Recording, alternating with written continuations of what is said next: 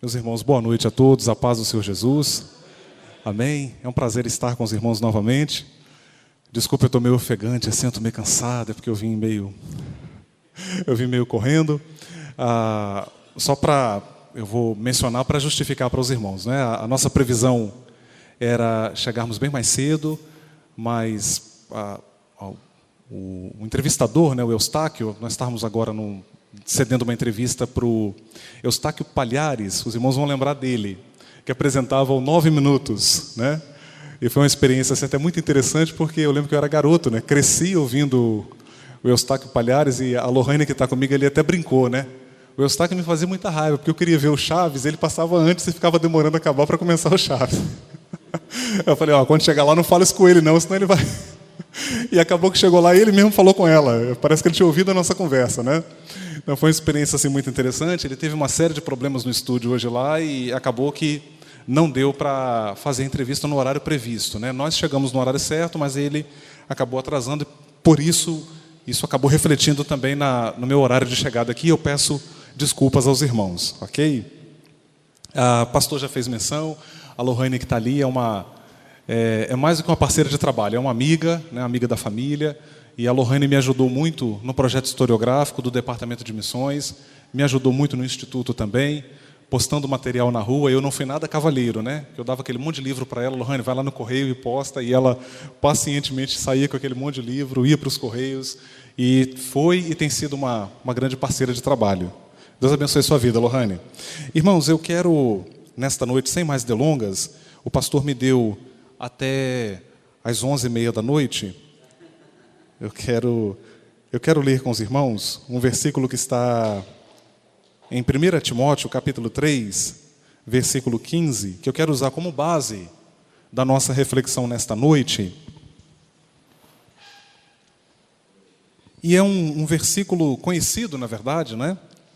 É um texto já conhecido da igreja, 1 Timóteo capítulo 3, versículo 15, que eu quero usar como base da reflexão que eu intitulei nesta noite como Teologias ameaçadoras à igreja.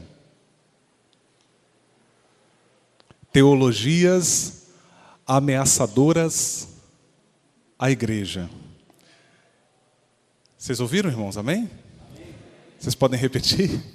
No 3, vamos lá? 1, 2, 3. Teologias. Meu Deus, é forte, pastor Abel. O que vem por aí, prezado, ilustríssimo Charles? Uma alegria enorme revê-lo, meu querido. Será que existe algum tipo de teologia que é ameaçadora à igreja, irmãos? Será?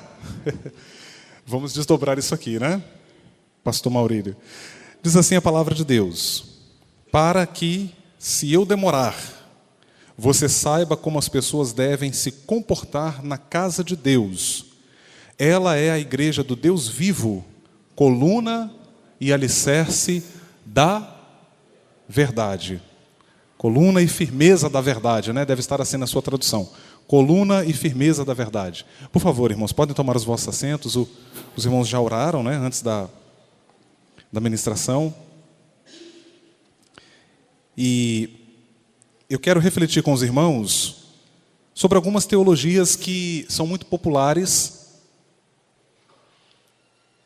Essas teologias, elas estão presentes em grandes denominações.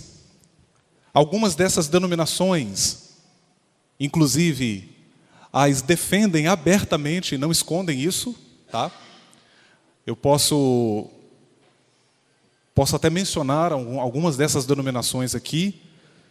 E isso, de modo algum, é um ataque ou depreciativo a essas denominações, mas o fato é que elas mesmas oficialmente defendem. É o caso, por exemplo, essas denominações, elas mesmas abertamente defendem algumas dessas teologias e admitem que tem algumas dessas teologias como um de seus pilares teológicos. Um exemplo que eu poderia citar, muito conhecido, é a Igreja Universal. muito conhecida por IURD. Nós temos também a Igreja Internacional da Graça e outras denominações. Mas, atenção, irmãos, essas teologias ameaçadoras, pastor Cristiano, chegaram também em denominações históricas. Muito obrigado, irmão Alvino. Eu ainda desconfio que o senhor é um anjo aqui disfarçado em nosso meio. É muita simpatia para uma pessoa só. Então, veja, eu reconheço que, embora isso seja admitido oficialmente por essas denominações, mas o fato é que essas teologias chegaram também em denominações protestantes, evangélicas, históricas, incluindo-se a Assembleia de Deus. Tem muita gente que fala bem assim, Assembleia de Deus, e aqui eu já vou antecipar uma dessas teologias ameaçadoras à igreja, que é a teologia da prosperidade. Teologia do que, irmãos? Prosperidade. Quem aqui entre nós não quer prosperar? E eu estou falando de prosperidade material, financeira. É demagogia, não é verdade, pastor Elifas? Todos nós queremos ter um salário melhor, ter uma casa melhor. Eu, sinceramente, irmãos, nunca quis enriquecer. Esse desejo, eu tenho amigos meus que falam, Rony, eu quero ser rico. Eles falam e eu não critico, mas eu nunca tive esse desejo. Mas eu sempre tive o desejo de ter uma casa melhor, de adquirir outras coisas que eu não pude por circunstâncias da vida, né? Enfim, ninguém aqui é contra a prosperidade, mas a teologia da prosperidade nós consideramos uma ameaça à igreja. E aí a gente fala bem assim, atenção, irmãos, eu estou dizendo que algumas dessas teologias chegaram também em denominações históricas, evangélicas, como é o caso da Assembleia de Deus. Aí você fala bem assim, Rony, a Assembleia de Deus não defende a teologia da prosperidade, até que chega o momento do ofertório. Até que chega o momento de se fazer o voto. E aí, quando você vai ver o que está sendo falado no momento, muitas vezes, de se recolher os dízimos e as ofertas, você percebe que a base teológica é teologia da prosperidade. É teologia da prosperidade.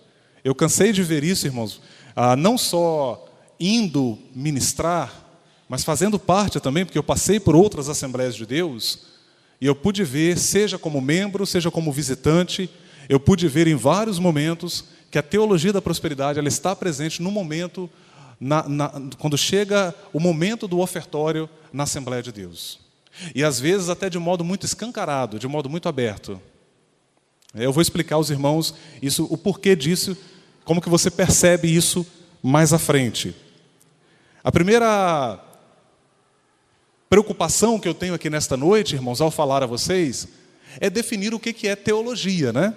Porque quando a gente fala de teologia, todo mundo tende a pensar o seguinte, ou pelo menos uma grande parte das pessoas tende a pensar o seguinte, teologia é uma coisa boa, porque vem de theos, logia, significa estudo sobre Deus, ou numa definição mais acertada, estudo sobre a revelação de Deus, ou aquilo que a revelação de Deus nos traz sobre Deus.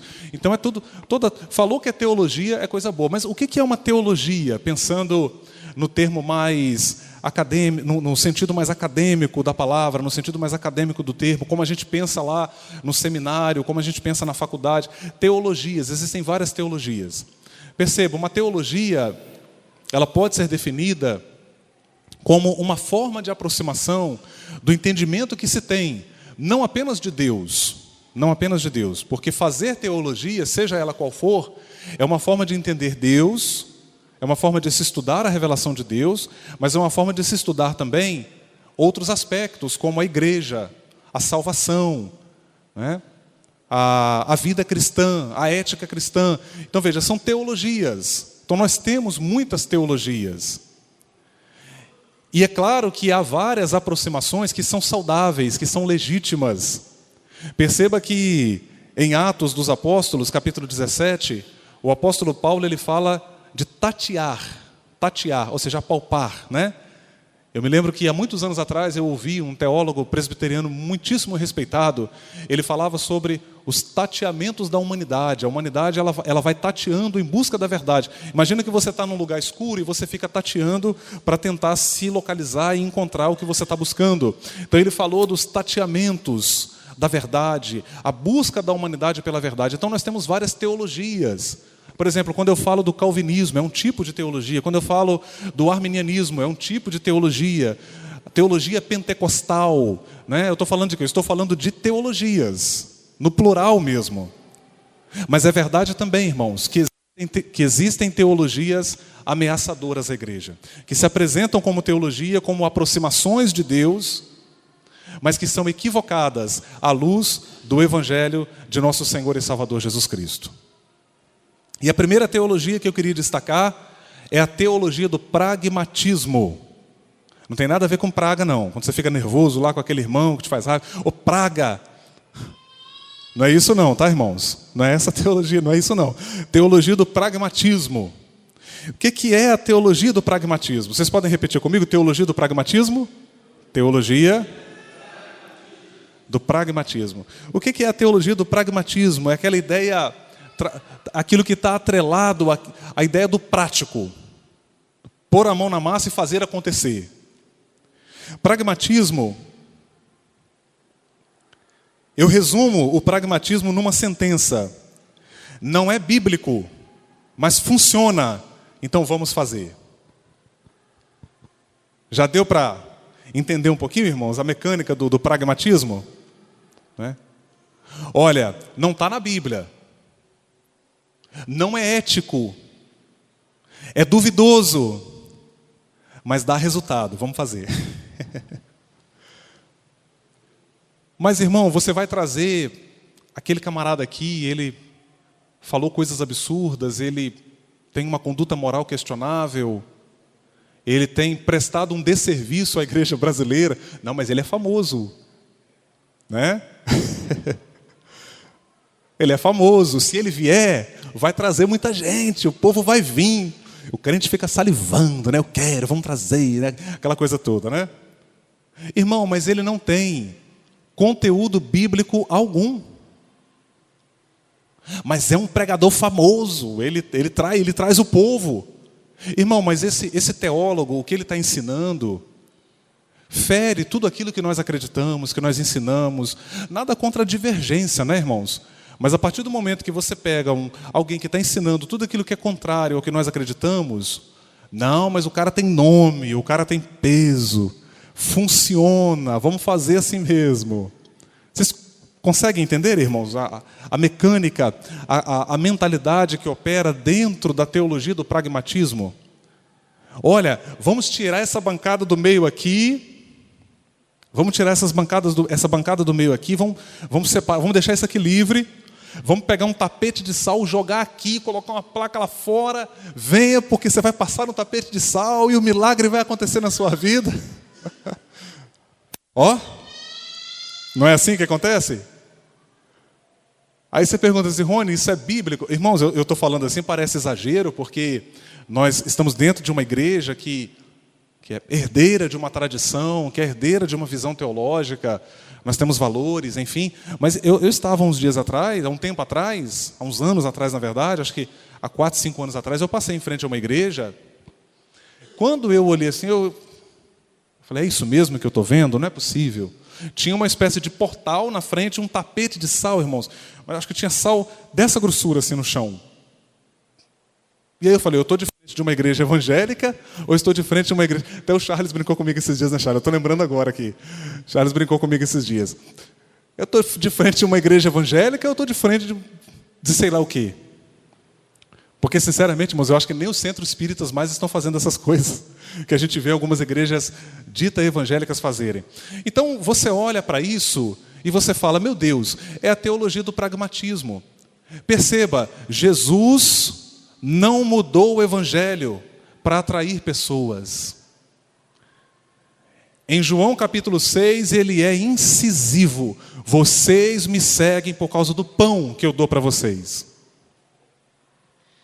Senhor, esse discurso é muito duro. Quereis vós retirar-vos também? É como se ele estivesse dizendo o seguinte, eu não vou mudar o discurso. Eu não vou mudar o discurso. Se vocês quiserem me seguir, aí eu estava lendo, irmãos, essa semana passada, eu estava lendo um livro do John Maxwell. John Maxwell, para quem aqui gosta de liderança, quem exerce liderança, eu recomendaria para todos, né? Porque quem não é líder de grupo nenhum, é líder de si mesmo. Conduzir a própria vida, irmãos, é um ato de liderança.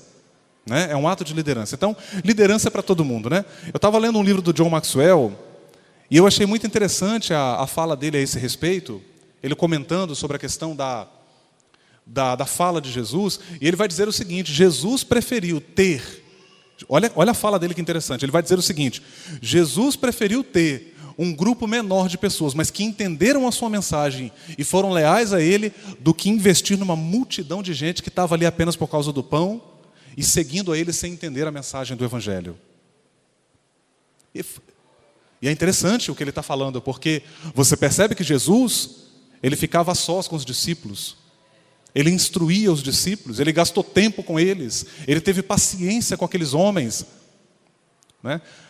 Veja, irmãos, olhe para cá, como a teologia do pragmatismo ela entrou no nosso meio. O pragmatismo econômico.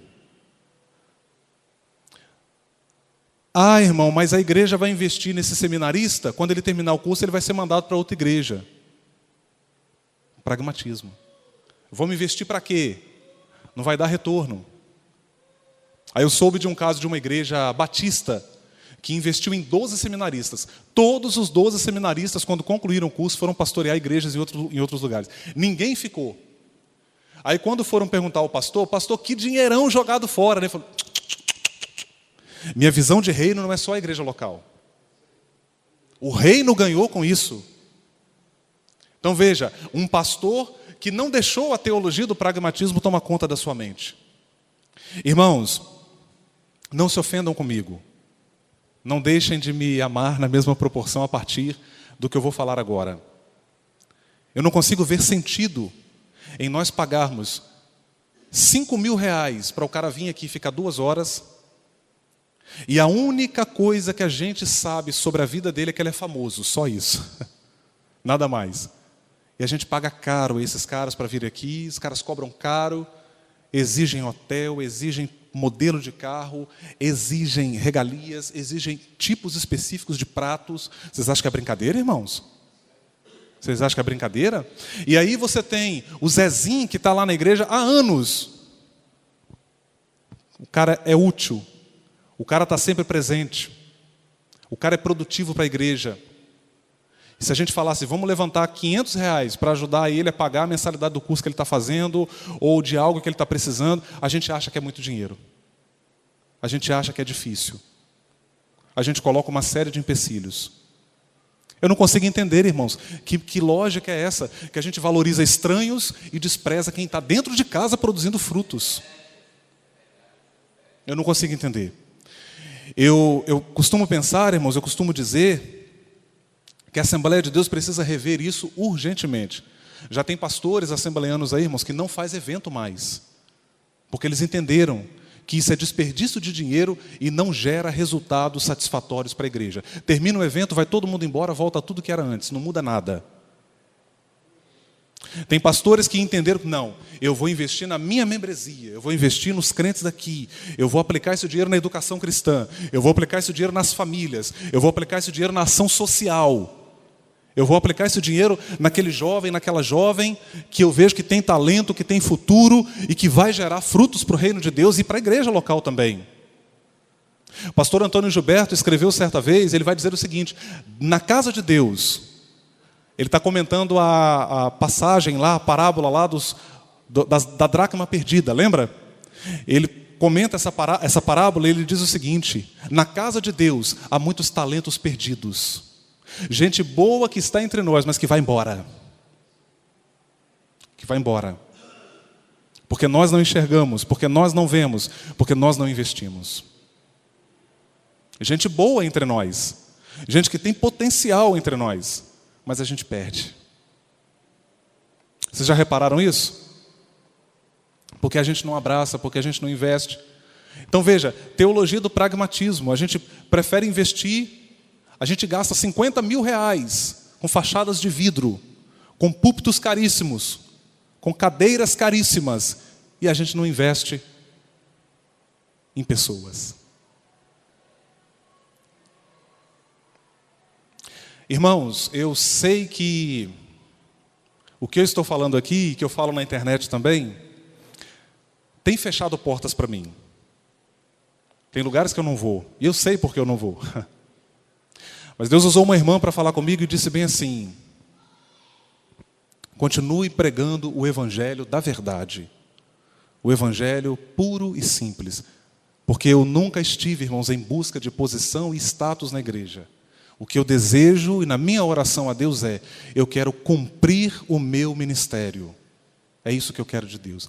A minha esposa chegou para mim e falou bem assim: meu bem, você vai virar um youtuber. Eu falei: meu bem, quando foi que eu disse para você que eu queria ser um youtuber? Quando foi que eu disse para você que eu queria a placa de 500 mil de inscritos no meu canal? Não é isso que eu busco. Não é isso que eu quero. Não é para isso que eu vou para a internet falar do evangelho. Percebam, irmãos, pragmatismo entrou no nosso meio com muita força. Não vamos abrir uma igreja aqui, porque aqui não é viável abrir uma igreja.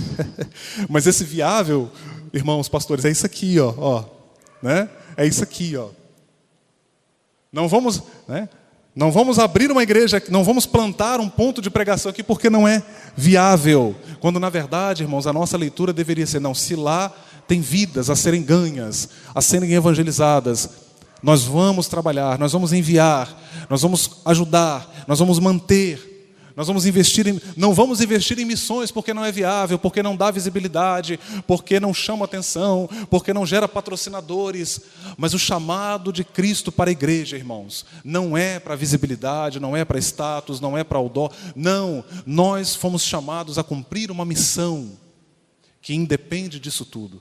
Eu estava sentado ontem com um pastor e eu falei para ele, pastor, a igreja evangélica brasileira, ela se tornou muito performática. Ela gosta de aparecer, status, brilho.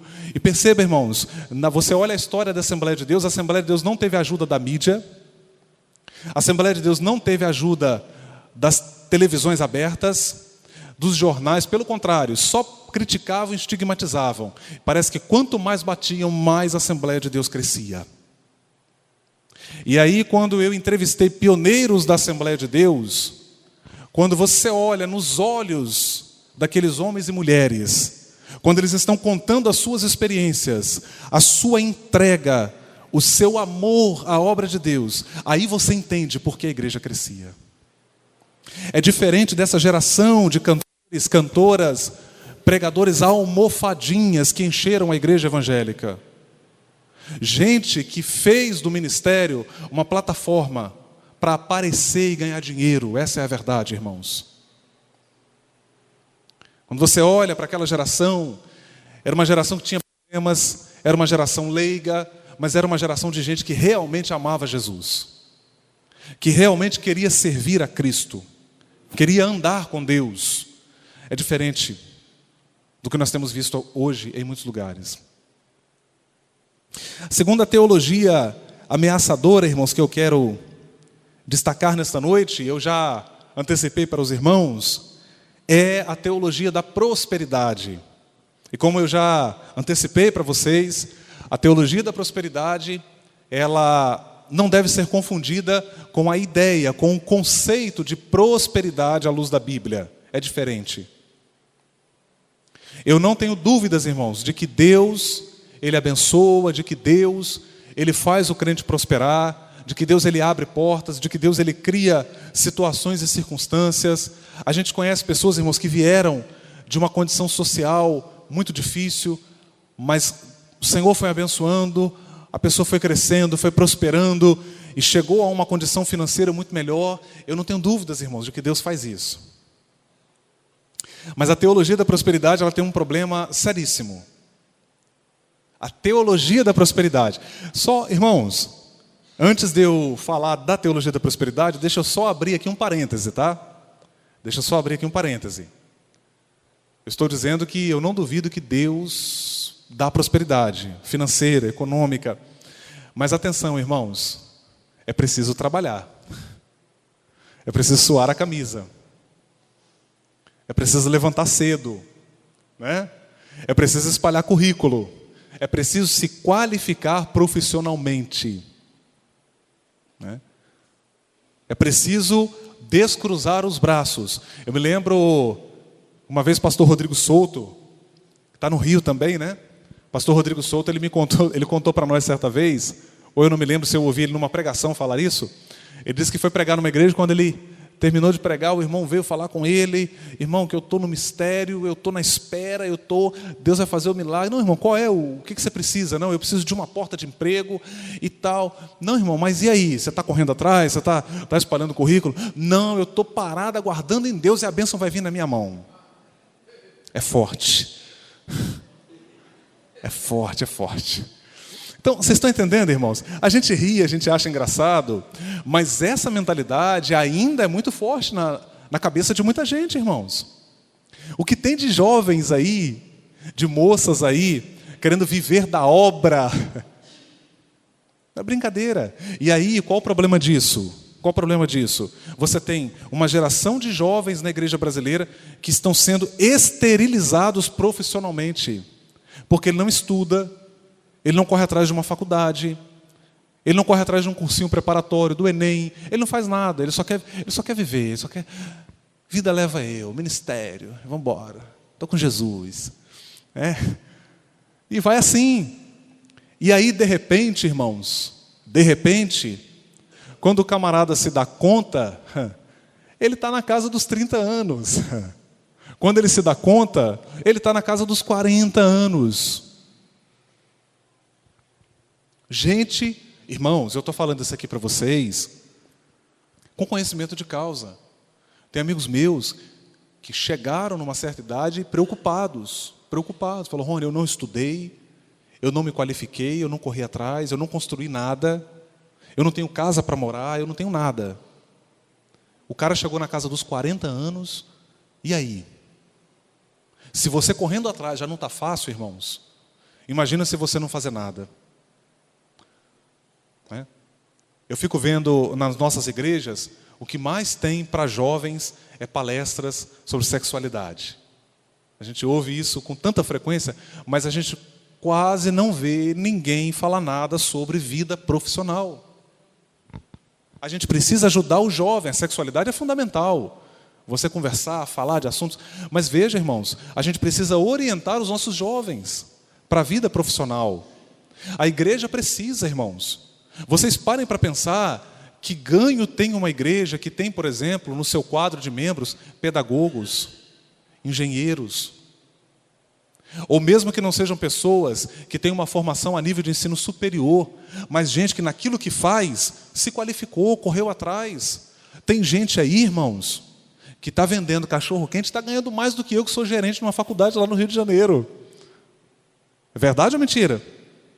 Tem gente aí que está com a lanchonetezinha dele, está ganhando mais do que eu, mais do que você que estudou, que fez faculdade. Mas por quê? O camarada se qualificou, correu atrás, investiu naquilo ali, caprichou, né? Buscou fazer, foi lá no Senac, buscou informações, conversou com gente da área, investiu, correu atrás. Né? Correu atrás. Então vejam, irmãos, são leituras erradas no meio da igreja que precisam ser mudadas.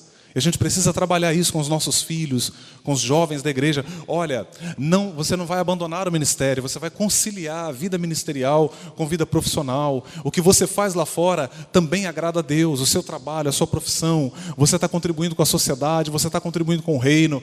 Veja, você pode conciliar a vida ministerial com a vida profissional, e se for a vontade de Deus, no momento certo, vai acontecer, Deus vai fazer. Não é essas aventuras que a gente tem visto aí hoje. Gente que larga tudo, não, vou viver da obra. A família começa a passar dificuldade, a mulher não aguenta, larga ele e vira um problema só. Como a gente já viu alguns casos.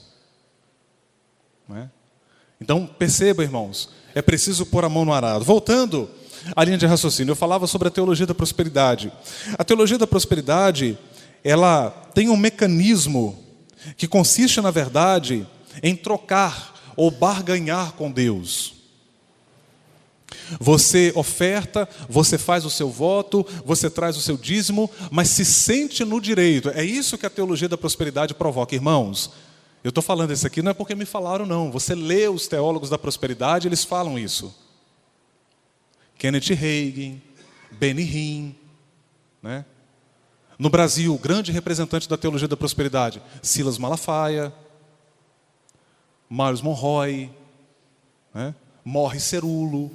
São nomes. E você vai ver, quando você vê o que eles escrevem, né? O Silas, quando você ouve o discurso dele sobre isso, não é tão agressivo quanto os americanos, né? Mas você vê que ele está falando dentro da base mesmo da teologia da prosperidade. E a mecânica da teologia da prosperidade é a seguinte: não, eu tenho o direito de exigir de Deus que Ele me abençoe e que Ele me faça prosperar. Eles defendem essa ideia, a ideia de que você tem o direito de exigir. E aí o crente, ele vai entregar o dízimo na igreja, já não é mais um ato de mordomia cristã. Ele não está entregando, Senhor, está aqui o meu dízimo, eu faço de coração aberto, de boa vontade, eu me sinto feliz em contribuir com a sua obra, eu me sinto feliz em contribuir com um projeto comunitário, e eu te entrego como gratidão porque o Senhor me abençoou, eu tive saúde para trabalhar. Não, ele vai entregar já esperando receber. E se alguma coisa dá errado, mas eu sou dizimista fiel. Já vi muito crente falar isso. Como é que pode? Eu briguei com Deus em oração. Falei, rapaz, você...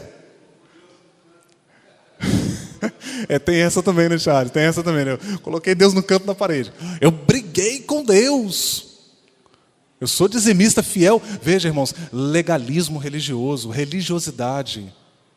A pessoa não se dá conta de que ela está caminhando, na verdade, para uma relação com Deus que é meramente religiosa, no sentido pejorativo da palavra, né? Quando eu falo religioso aqui, no sentido de que a pessoa pratica uma série de ritos religiosos, mas não entendeu o evangelho de fato. E aí, estou vendo o pastor Evaldo Pontar ali, às vezes chega para o pastor, né?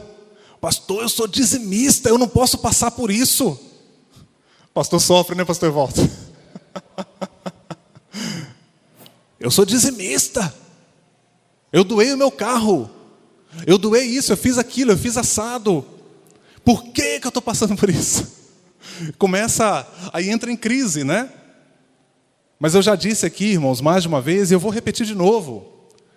Eu oro para que eu seja assim, para que nós sejamos assim, para que a igreja brasileira tenha em seu coração a postura de Abacuque, ainda que a figueira não floresça, louvado seja Deus. Ainda que os animais sejam arrebatados do campo, todavia eu me alegrarei no Deus da minha salvação. Em outras palavras, eu não me relaciono com Deus por causa daquilo que Ele me dá. Eu me relaciono com Deus por quem Ele é. Porque Ele é Criador, eu sou criatura. Porque Ele é Senhor, eu sou servo. Porque Ele me amou. Porque eu tenho uma relação viva e real com Cristo. Me lembro de um pastor, tive o privilégio de revê-lo agora nesse final de semana, lá na Serra. Um pastor leigo, um pastor sem grande instrução teológica, mas foi uma pessoa que passou pela minha vida e me marcou muito. Ele chegava na minha casa e ele falava assim, irmão Rony, eu não conheço a Deus porque me falaram de Deus. Eu conheço a Deus porque eu tive uma experiência pessoal com Ele. Ele falava com aquela, né, aquela vivacidade, aquela... E eu achava interessante aquilo, né? Porque perceba, irmãos, esse evangelho, né, os irmãos que são pastores estão aqui, sofrem com isso. Porque os crentes hoje vêm à igreja para receber bênçãos, irmãos. As pessoas não vêm mais ao culto para servir. Veja que a palavra culto em inglês é service. Ou seja, você presta um serviço a Deus. Tanto é que na teologia é chamado de serviço sagrado. Aquela ideia de que você foi chamado para ser útil. Eu estava lá na entrevista com o Eustáquio. Quando ele terminou a entrevista, ele profere aquela fala final, né? Aí ele falou algo que me chamou a atenção. Ele falou assim: o entrevistado de hoje foi o professor e teólogo Rony Kozer, e estamos terminando, e felizes por termos contribuído e tal. Aí eu falei assim: rapaz, esse camarada é mais crente do que muito crente que eu conheço. Porque ele entende que o programa dele, que aquilo que aconteceu ali entre nós dois, é uma forma de serviço à comunidade. Mas as pessoas hoje, irmãos, perderam isso de vista, né? Então o crente vem ao culto para ser abençoado. Teologia da prosperidade, benesses, em busca de benesses, né? As pessoas vêm e muitas vezes ofertam, mas acreditando que vai receber 10 vezes mais. Aquela ideia errada de plantar uma semente. A gente pega lá o que semeia pouco, pouco também, aí a gente acha que aquilo ali é sinônimo de riqueza, que Deus vai multiplicar o dinheiro que você depois. Irmãos, isso está longe do ensino de Paulo. Paulo ali, ele está falando de ofertar num contexto de miséria. Lê a epístola aos Coríntios e você vai ver isso lá. Os crentes estavam passando fome, e ele escreve para uma igreja que era igualmente pobre, e pede para eles ajudarem outros irmãos que estavam padecendo necessidade. Essa ideia de troca que a teologia da prosperidade propõe, que a gente ouve às vezes nos nossos cultos no momento da oferta, isso está errado, irmãos, à luz da Bíblia. Você oferta com liberalidade. Sabe o que um pastor amigo meu falou para mim?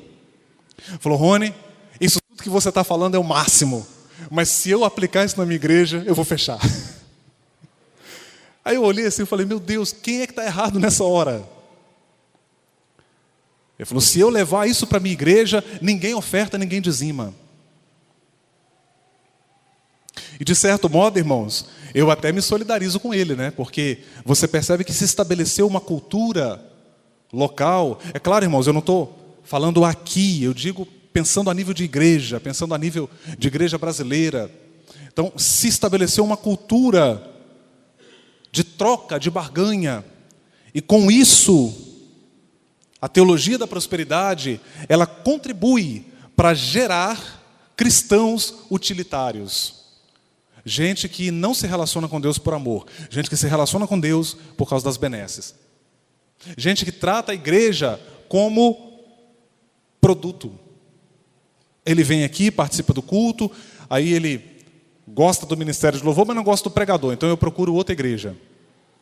Ele vem aqui, ele fica: não, eu gosto da pregação, mas não gostei do ministério de louvor. Aí ele vai para outra igreja. Não, eu visitei a igreja lá, gostei do culto de domingo, mas na terça-feira aquele irmão de barba lá feioso ministrou, eu não gostei de nada que ele falou, então eu procuro outra igreja. Perceba, é uma espécie de supermercado religioso. Então você não tem mais aquela ideia de que não, eu estou aqui, eu quero ser útil, como é que eu posso servir? Né? Olha, isso aqui eu entendo, mas eu vou trabalhar para ajudar, eu vou buscar mudar, contribuir de maneira saudável. Então você tem essa ideia de o evangelho sendo encarado como um produto, onde você, crente, vem, e aí os pastores passam a ser vistos como gestores religiosos, empresários religiosos, empresários da fé. O crente passa a ser visto como cliente, o púlpito como balcão, o evangelho como produto. Mas o evangelho que eu conheci anos atrás, que é o evangelho bíblico, não é isso, irmãos. Não é isso. Você foi comprado pelo sangue de Jesus, você foi transformado num novo homem, numa nova mulher, e você é chamado ao discipulado. Discipulado. Esse evangelho pregado pela teologia da prosperidade, irmãos, é o que o mártir alemão Dietrich Bonhoeffer, ele chamou de graça barata. Graça barata. É a graça que não custa nada. Ele faz a lógica inversa, né? É a graça barata. Os crentes estão pagando para ter, mas aos olhos de Deus não vale nada. Porque a graça de Deus, irmãos, ela nos é dada de modo gratuito, e não é pelo que nós fazemos, é pelo que Cristo fez na cruz por nós. Aleluia. Esse é o evangelho da graça. O evangelho que gera não estrelas, mas o evangelho que gera servos. Servos. O evangelho que gera trabalhadores para o reino. A terceira teologia que eu quero destacar nesta noite é a teologia do determinismo evangélico. Vocês podem repetir comigo? No 3? Deu para gravar? Teologia do determinismo evangélico. Vamos lá? 1, 2, 3. Teologia. Se falar rápido 10 vezes, vão achar que você foi batizado com o Espírito Santo. Brincadeira de mau gosto, né, pastor Eloy? Determinismo, o que é isso? Está muito próximo da teologia da prosperidade e da confissão positiva. Eu determino a minha vitória. A palavra do crente tem poder, então o que o crente fala tem que acontecer. Pregador falando num congresso, milhares de pessoas ouvindo pela internet, ele diz bem assim, teologia do determinismo evangélico, né? Que eu chamo de determinismo evangélico. Na verdade, o nome mais usual, irmãos, é confissão positiva, tá? Aqui eu estou chamando de determinismo evangélico, só para mostrar um outro ângulo, né? Ele vira e fala bem assim, profeta Elias, 1 Reis 17, Deus não falou nada, foi ele que disse, não vai chover, senão segundo a minha palavra. Aí o pregador pega aquilo ali para legitimar a teologia do determinismo evangélico. Está vendo? Não foi Deus que falou. A Bíblia não diz assim, veio a palavra do Senhor a Elias e ele... Não, Elias chega e realmente, né? Quando você lê lá o capítulo 17 de 1 Reis, ele chega para Acabe e fala, não vai chover, senão segundo a minha palavra. Mas aí existe um negocinho muito bacana na hermenêutica que a gente chama de contexto remoto. O que é contexto? É o que vem antes e depois do texto que você está estudando. Aí você tem o contexto remoto, que é aquela passagem que está relacionada ao que você está estudando, mas que está lá em outro livro, está longe. Aí você pega o contexto remoto de 1 Reis 17, está lá na epístola de Tiago. Tiago capítulo 5. Vocês se lembram? Pastor Abel? Elias era homem sujeito às mesmas paixões que nós, e orando, pediu para que não chovesse. E durante 3 anos e 6 meses não choveu sobre a terra. Mudou ou não mudou, irmãos? Bastante, né? Então não é eu que falo e Deus assina embaixo. Não. Aquela passagem que diz lá, né? O que nós fazemos aqui será determinado no céu. Mas quando você vai para o pessoal do grego, o pessoal que trabalha com grego, eles vão explicar que a tradução, ela dá a entender errado. A tradução não é bem feita. A tradução correta ali é o seguinte, o que é feito no céu determina o que acontece na terra. O cabeça da igreja, irmãos, é Cristo e não é homem algum. O cabeça da igreja é Jesus. Então veja, essa teologia do determinismo evangélico, ela tem dado lugar para muitos desvios graves da pura e reta doutrina da palavra de Deus. E aí você tem, por exemplo, e aqui eu vou pegar um gancho, irmãos, para falar da quarta teologia, que está relacionada às anteriores. Está relacionada à teologia da prosperidade, está relacionada à teologia do determinismo evangélico. Essa quarta teologia que eu vou colocar, ela tem relação com todas essas anteriores, que é a teologia do triunfalismo religioso. Vocês podem repetir comigo? Triunfalismo religioso? Foi ficando cada vez mais fraco, irmãos. Calma, está acabando, está acabando. Está todo mundo aí? Amém? Teologia do triunfalismo. Já ouviu aquele hino? Agora é só vitória. Agora é só vitória. Vai dar tudo certo. Aí você abre o seu negócio, dá tudo errado. Você fecha antes de começar. Aí você vai no médico, o exame dá tudo errado. Fala, meu Deus, e agora? Vou morrer. Aí você compra o carro zero, fica salivando, né? O homem dá mais carinho ao carro do que a mulher em casa. A mulher fica olhando assim, ah, se eu fosse esse carro. Na primeira viagem, bate o carro PT, perca total. Vai dar tudo certo, né? Meu Deus, é forte. Eu estou te vendo, Jesus. Irmão, Deus está falando aqui hoje, né? Triunfalismo religioso, irmãos. Você passa em frente à igreja, tá o cartaz enorme de entre, pare de sofrer. Aí um belo dia, você olha aqui e fala, rapaz, é forte, eu vou participar disso aqui. Quem não quer parar de sofrer, irmãos? Aí um belo dia você resolve vir na Assembleia de Deus Central de Porto Santana, culto de doutrina, terça-feira, quando você entra, alguém que está ministrando o estudo bíblico apresenta a você um homem chamado Paulo. E esse homem está escrevendo e dizendo o seguinte: se alguém quiser viver piamente em Cristo Jesus, padecerá perseguições. Esse homem está dizendo o seguinte: desde agora, ninguém me inquiete, porque trago no meu corpo as marcas de Cristo, as marcas do sofrimento. De repente você entra num culto de terça-feira à noite, numa Assembleia de Deus, e você ouve alguém que lhe apresenta um homem chamado Jesus Cristo. E esse homem está dizendo o seguinte: se alguém quiser vir após mim, tome a sua cruz, negue-se a si mesmo e siga-me.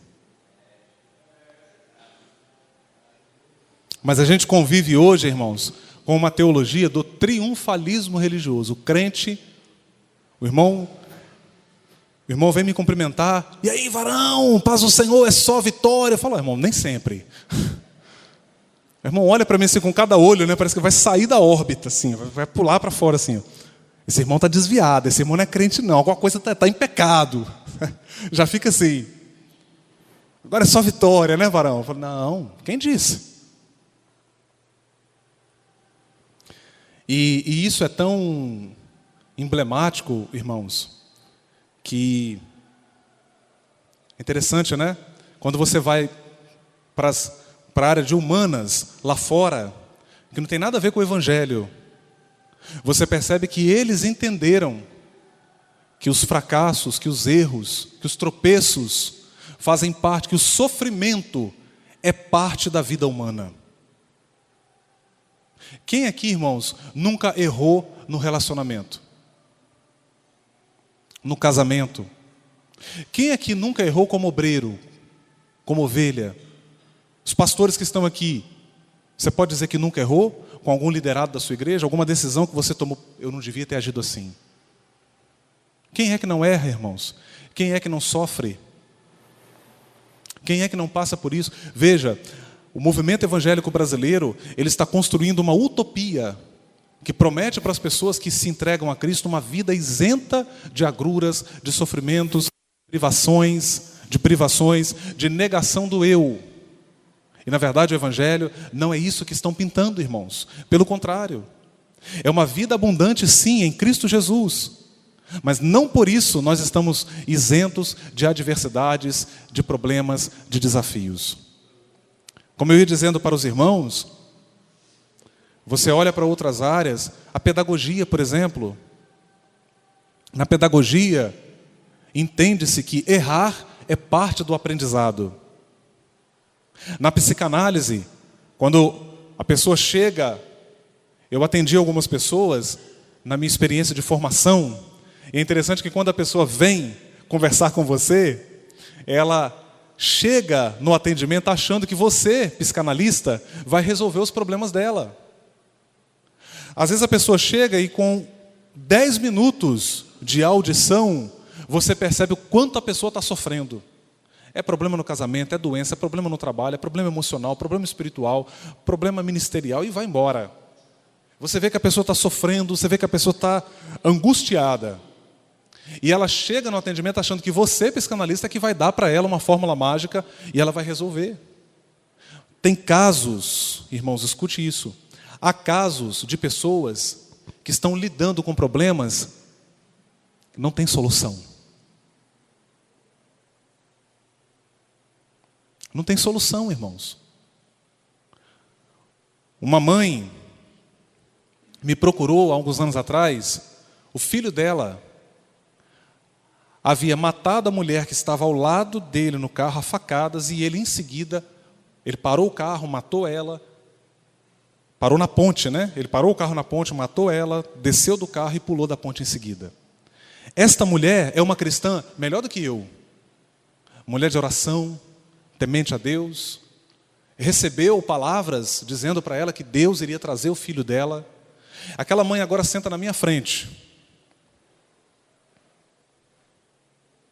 E junto com aquela mãe senta a viúva do camarada. Imagina que situação, irmãos. As duas sentaram na minha frente. E elas disseram assim: Rony, todo mundo, a mãe virou para mim e falou bem assim: Rony, todo mundo diz para mim que o tempo vai apagar, que eu vou superar, que a dor vai passar. Mas eu não consigo entender. Deus falou, eu orei tanto pela conversão do meu filho. E eu estou totalmente desmotivada, eu não tenho mais desejo de ir para a igreja, a minha vida perdeu o sentido. E foi se abrindo comigo, e foi se abrindo uma mulher piedosa, uma serva de Deus, abnegada, dedicada. Irmãos, não tem fórmula mágica.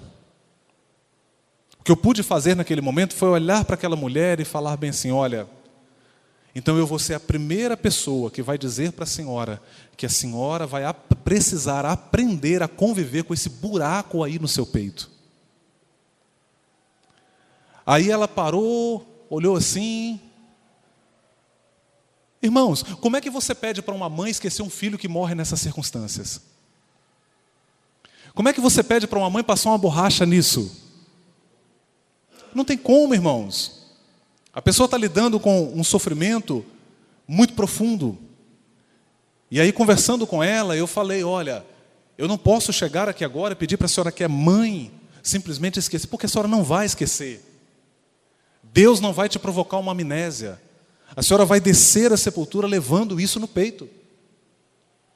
Mas eu preciso dizer para a senhora o seguinte: a senhora tem outros filhos. A senhora tem netos.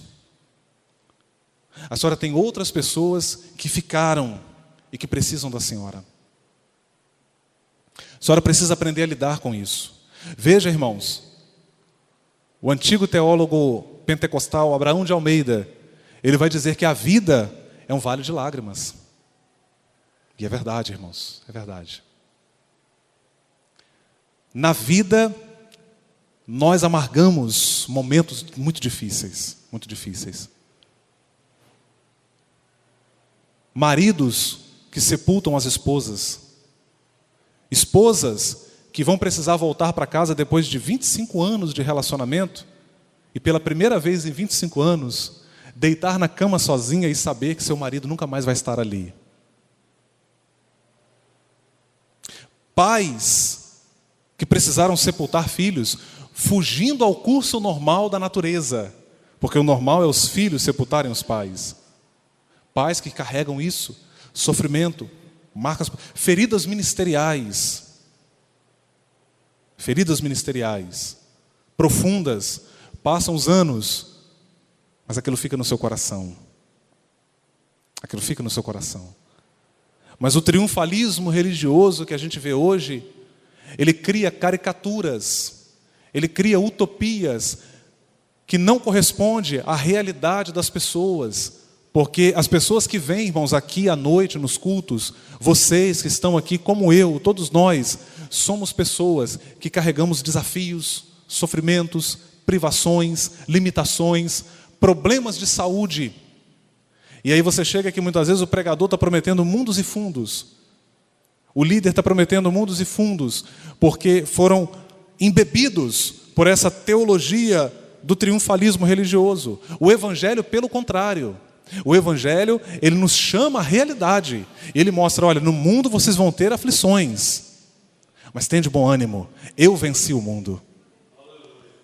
A nossa vitória é que Cristo venceu o mundo e nele nós podemos vencer também. Ei, meu amado, olhe para cá. Você está aqui nessa noite, tem muita coisa que você suporta, e você só suporta porque a graça de Deus está com você. Eu estou no carro lá do doutor, o doutor em odontologia lá da faculdade, ele me dando carona de Cabo Frio a a Araruama. Tá a gente conversando, ele falou assim: Rony, essa dificuldade toda, mas você suporta isso porque você tem Jesus. Eu olhei assim, o cara nem crente é. Eu falei: meu Deus, que negócio é esse? Você suporta isso porque você tem Deus no seu coração. Tem muita gente, irmãos, que por muito menos dá tiro na cabeça. Mas você está aqui hoje, servindo a Ele, amando a Ele, querendo aprender mais da palavra dEle. Triunfalismo religioso, ele nos vende um cristianismo que não é o cristianismo bíblico. O cristianismo bíblico, ele gera crentes que amam ao Senhor, mesmo nas agruras da jornada. Gente que sabe que passar pelo fogo, passar pela provação, faz parte da vida. Aliás, como disse o poeta, quem não sofreu, não viveu, não passou pela vida.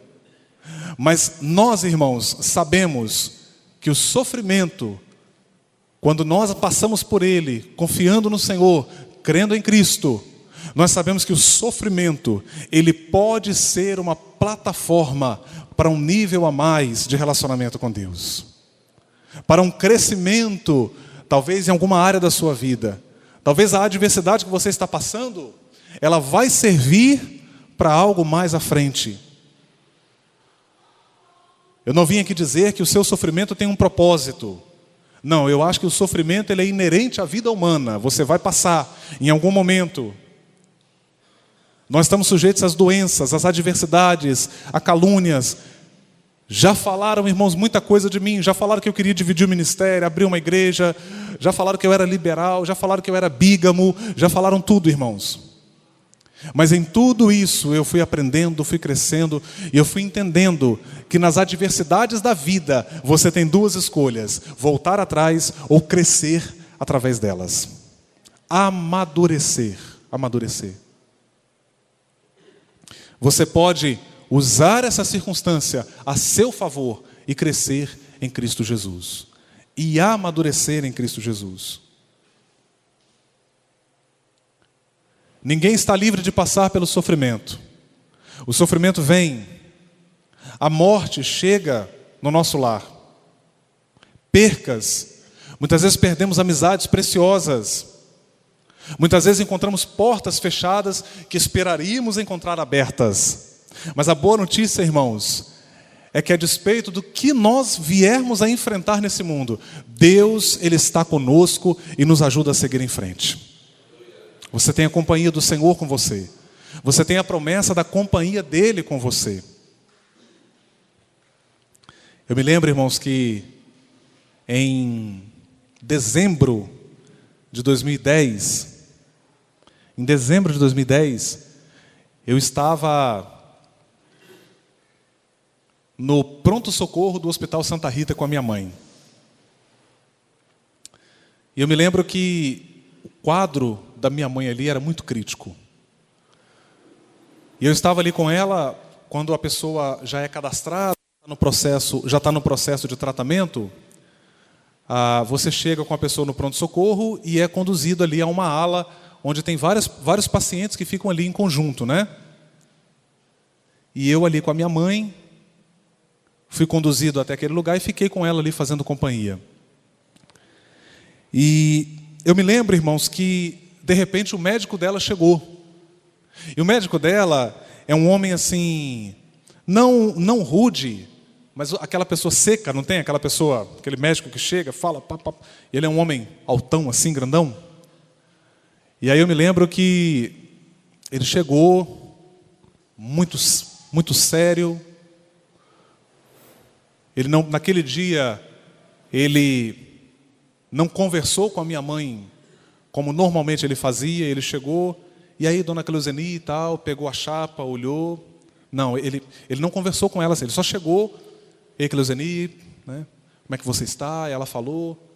Ele não conversou muito, na verdade. Aí eu lembro que ele pegou a chapa, ele olhou, aí olhou para mim e falou assim: vem aqui que eu quero falar com você. E foi um momento assim que eu nunca esqueci. Aí eu saí com ele e fiquei parado assim, frente a frente com ele, longe da minha mãe. Mas o interessante é que de onde eu estava ali conversando com ele, a minha mãe lá de dentro via a gente conversando. E minha mãe era uma mineira que não era fácil, né? Mas você chegava com Com fubá ela já tinha terminado de comer a polenta. Aquilo era esperta que só. Temperamento fortíssimo. E aí eu me lembro que ele chegou e falou comigo. Falou, Rony, você é filho dela, né? Eu falei, sou o mais novo.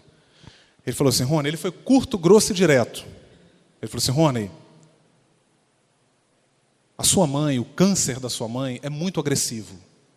A gente vem mudando a modalidade de tratamento, a gente muda, a doença cria resistência, a gente trata, a doença reduz, mas volta novamente a se desenvolver, a gente muda a modalidade. E eu vi a chapa da sua mãe ali e o quadro da sua mãe é muito grave. Eu vou mudar novamente a modalidade de tratamento, mas eu já estou antecipando a você. Muito provavelmente a sua mãe vai a óbito nesse tratamento. Quando ele me falou aquilo, irmãos, aquele choque, né? Eu fiquei assim, visivelmente abalado. Ele percebeu. E ele sendo um homem, tanto é que ele percebeu que ele um cara seco, muito seco, né? Ele pôs a mão no meu ombro assim, não falou mais nada e saiu. E aí eu parei, sabe? Quando você pensa uma enciclopédia de coisas em 3 segundos. Eu falei, e agora? Como é que eu volto para minha mãe para falar isso para minha mãe? E aí eu dei aquela respirada fundo, voltei. Quando eu parei do lado da cama da minha mãe, a primeira coisa que ela me perguntou, o que ele te falou? Porque naquela circunstância ela estava lúcida, né? Ela estava já debilitada, mas lúcida. O que ele te falou? Aí eu... Não, mãe, ele falou a questão da pneumonia da senhora, que está um pouco avançada, mas que ele vai tratar. Mas está tudo bem. Eu confesso que eu menti, irmãos, para ela. Mas eu acho que essa foi a única vez na minha vida que eu menti para uma pessoa que ela sabia que eu estava mentindo. E ela fez de conta que acreditou na minha mentira e eu fiz de conta que ela acreditou.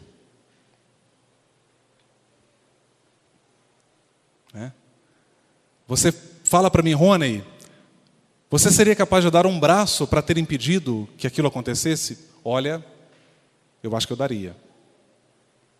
Eu não pude evitar. Aí ela falava bem assim, eu vou me recuperar, volto para casa, vou passar o Natal e a virada do ano em casa. Depois eu posso morrer. Falava bem assim. E foi mesmo. Ela foi para o quarto, melhorou radicalmente.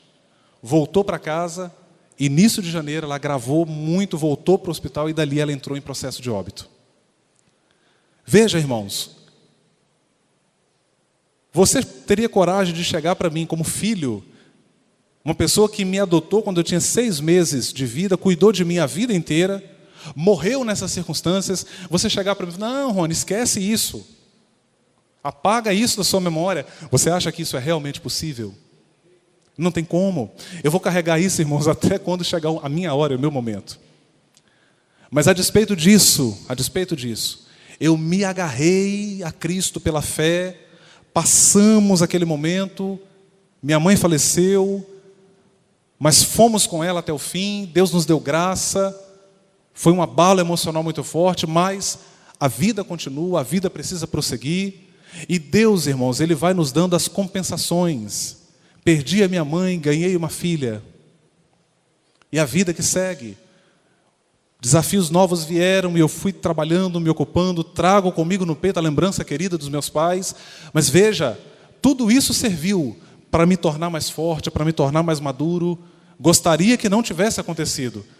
Mas de algum modo eu pude crescer e amadurecer através disso, olhar para frente e entender que nas situações difíceis da vida, Deus, Ele não nos desampara. Amém? O Senhor, Ele vai conosco. Queridos irmãos, eu termino esta reflexão na expectativa de que Deus nos ajude a cada vez mais viver o puro e simples Evangelho de Jesus, que nos chama a uma vida cristã simples, desprovida de espetáculos, de pompa, em que nós possamos nos amar em Cristo, respeitarmos-nos mutuamente e, sobretudo, como diz a Bíblia, olhando para Ele, que é o autor e consumador da nossa fé. Amém? Deus abençoe a igreja. Eu volto o microfone para o pastor Evaldo.